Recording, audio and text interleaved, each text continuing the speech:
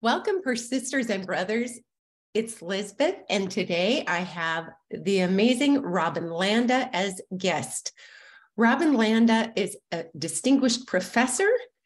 She has written many books, and her areas of expertise are on advertising, branded content, graphic design, and she teaches a lot of different courses. One that I love is Nimble, Thinking Creatively in the Digital Age.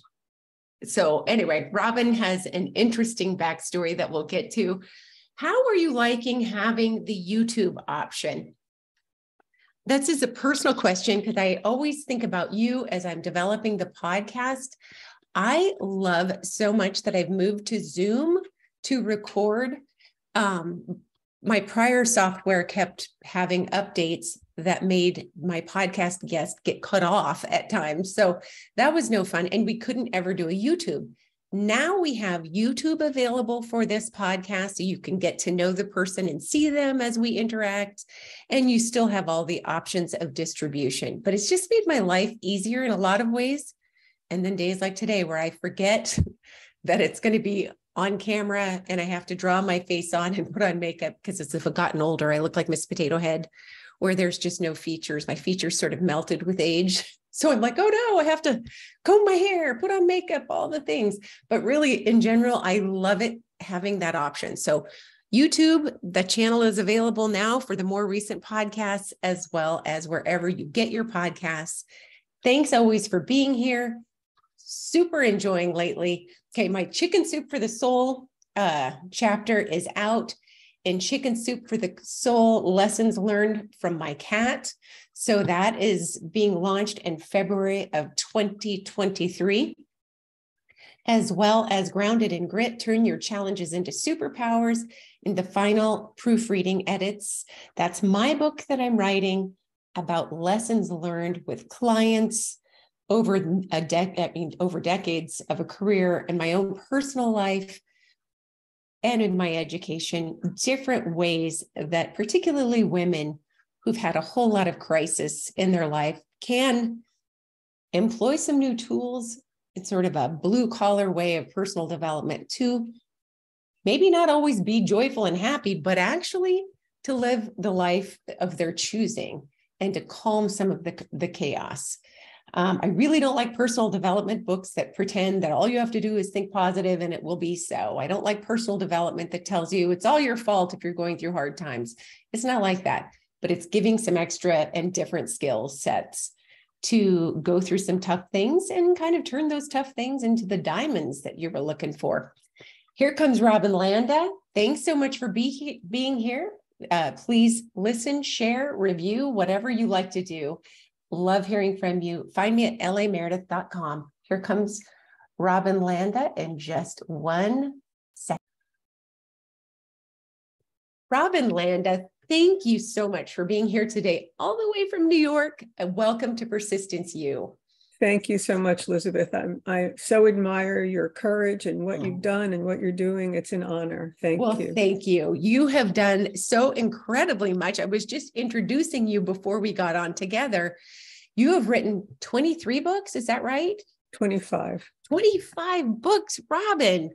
And I mean, that's pretty amazing. You're a professor at a university in New York. Which school is it? I'm at Kean University in New Jersey, actually. I live in New York, but the university is just across the bridge or through the tunnel. And there you are. My geography is so bad. I apologize. That's okay. Most people think I live in New Jersey, so I'm glad you didn't say that. Well, I think it's just fabulous what you were doing. So that's a lot of work to get where you did, where you are right now. And I know you have some newer books coming out. If people are watching on YouTube, you have a beautiful, vivid screen of The New Art of Ideas, Unlock Your Creative Potential. How did you tell us the story about how you unlocked your creative potential? And was it an easy path? Because I think so often, as you've mentioned, people feel like some people are just creative and they're born with it. And the rest of us have to just settle for lives that aren't creative. And I don't know that that's true. That's not been my experience. What are your thoughts? I totally agree with you. I think that's a myth. And I think that people use negative self-talk to say, well, I'm not creative. And that's not productive at all, because everybody can be creative. Some people do have natural traits or tendencies. Sure. For example, some people are very curious, some people are open-minded, and those are wonderful traits to have and help you unlock your creative potential. But you can acquire those traits. Right. And that's what I see happening when I teach people. My journey started, I think, I'll go all the way back to middle school, when I was coveting a pea coat, which looks like a sailor's navy blue jacket that all of my friends had. And I really wanted one. And I asked my mother if I could please have one. And she said, why would you want to look like everybody else? Good point. And that I think that was the beginning of understanding that part of being creative and thinking creatively is to zig when other people zag, and not to follow the herd. Okay.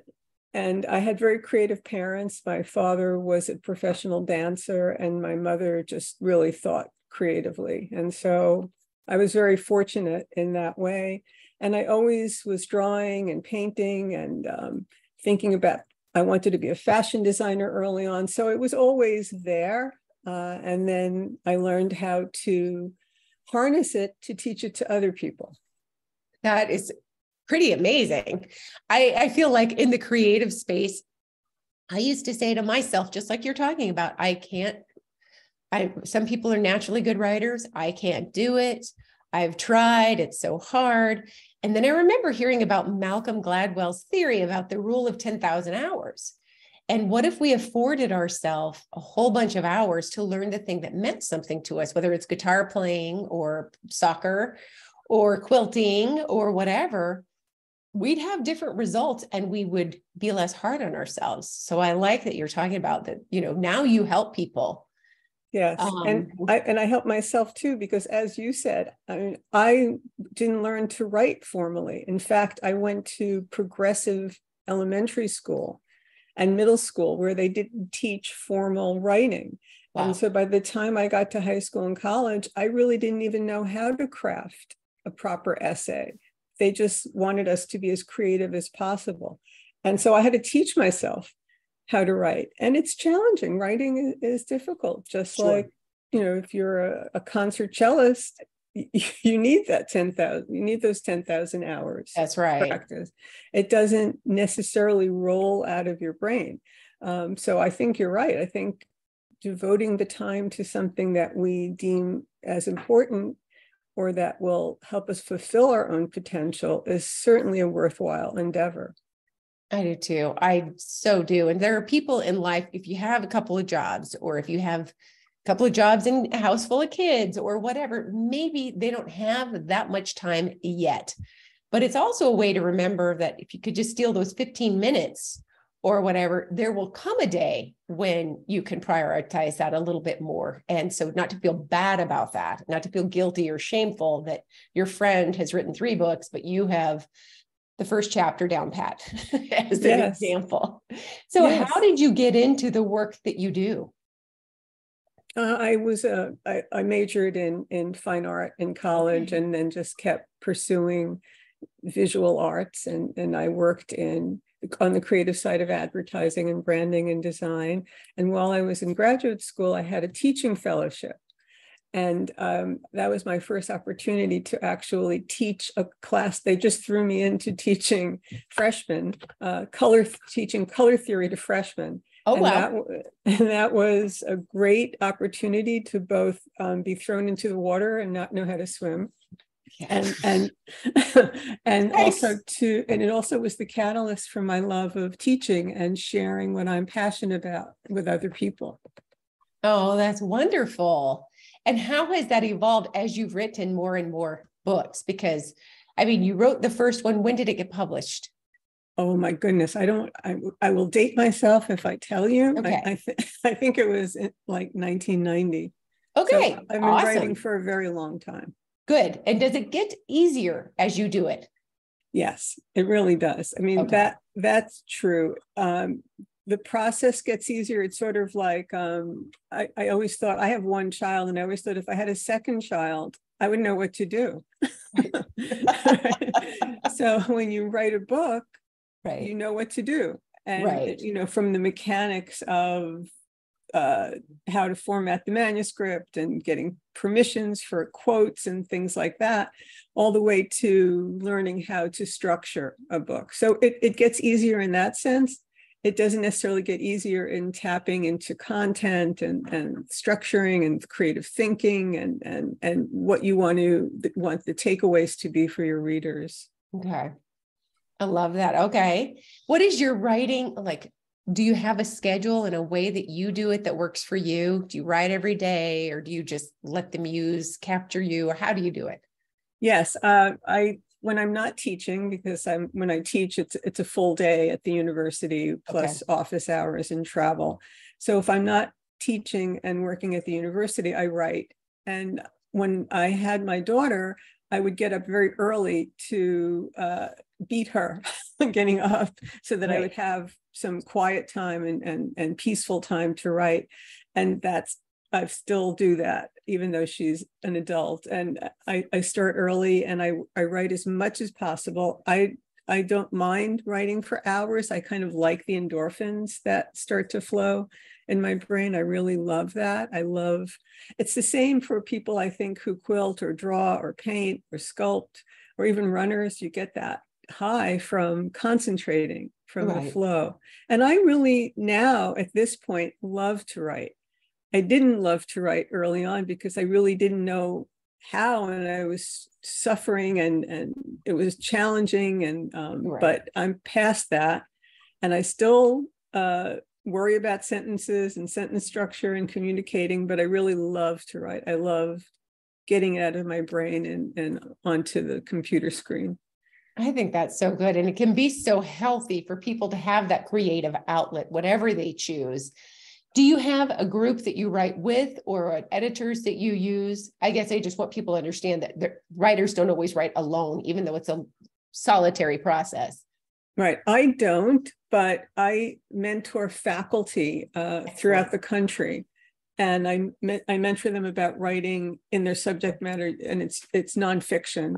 And a lot of them do have groups. They've created writing groups or support groups to both keep them going for the support, but also so that it keeps you on schedule. You know that you owe this group X number of words. And so a lot of people find that very helpful. I sometimes show articles or chapters to friends and colleagues to get their feedback. And I certainly depend on my husband and daughter for their feedback, although, you know, although you don't want to be a pest, but to friends or family. But sometimes if I'm feeling I'm not sure about this article or chapter, I'll show it to other people.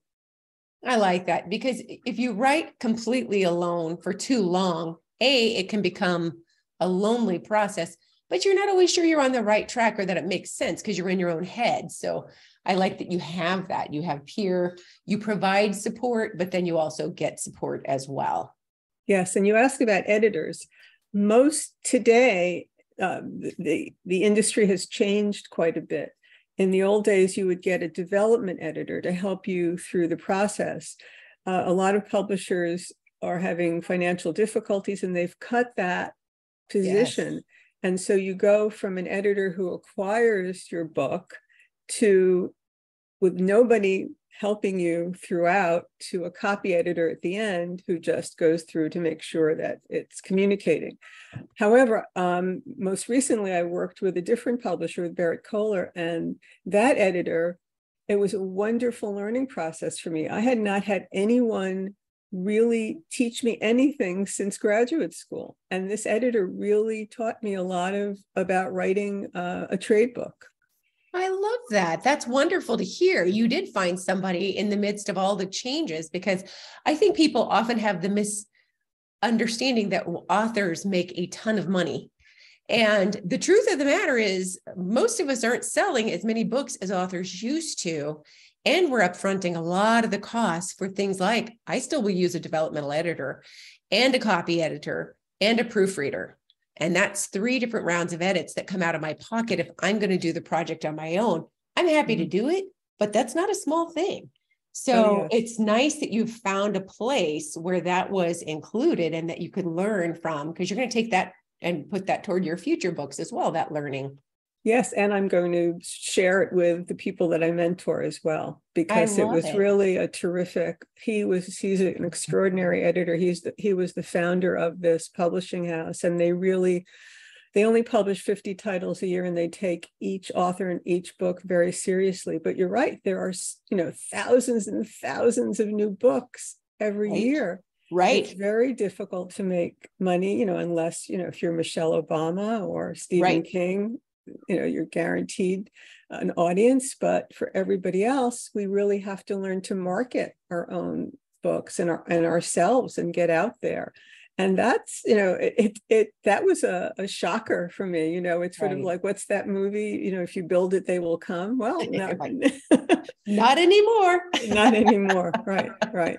I heard an interview that Stephen Pressfield did. I think I got the name right. And, he wrote The Legend of Bagger Vance and so many amazing books, some bestsellers, some became movies. And he was talking in the last couple of years about that he would stop writing soon if he didn't learn the art of marketing his books, because no longer did anyone do it for him. And it was just purposeless. Most authors are really selling so few copies of their books. It's like, well, what's the point? So spending as much time writing as well as marketing is a better formula. True. Yes, I even tell people who are pitching a book to a publisher to also include a marketing plan. Right. And to show that you will do that. And a lot of publishers want to know that you have followers, which is, can be so disheartening if you haven't spent the time building that up on either social media or on LinkedIn. And I should tell your listeners, LinkedIn's the easiest place to build connections and to build an audience. But they're looking for that. And that's a whole job in and of itself. I love it. And how did you figure that out? The LinkedIn part. Can you give us a tip? Sure. I think LinkedIn is really, as I said, the easiest place to build connections, because most people won't say no if you ask them to connect if they're in your field. Okay. I think people are very happy to connect, and it's not a matter of them following you. It's a matter of connecting with you. And so it's a different kind of headset, I think, than fandom on TikTok or any other social media, where this is a professional networking. Okay. And people are much more likely to connect. So don't feel funny about clicking that connect button, and add a note saying, I'd love to connect with you. And most people are not looking for anything when they ask to connect. They just want those connections. So I would say, have your coffee in the morning and go on to LinkedIn and hit connect. Okay. All right. That's a very good tip. So now tell us about your newest book and, a little bit about it and the work that you're doing, not just to promote it, but the work that this book does, the New Art of Ideas.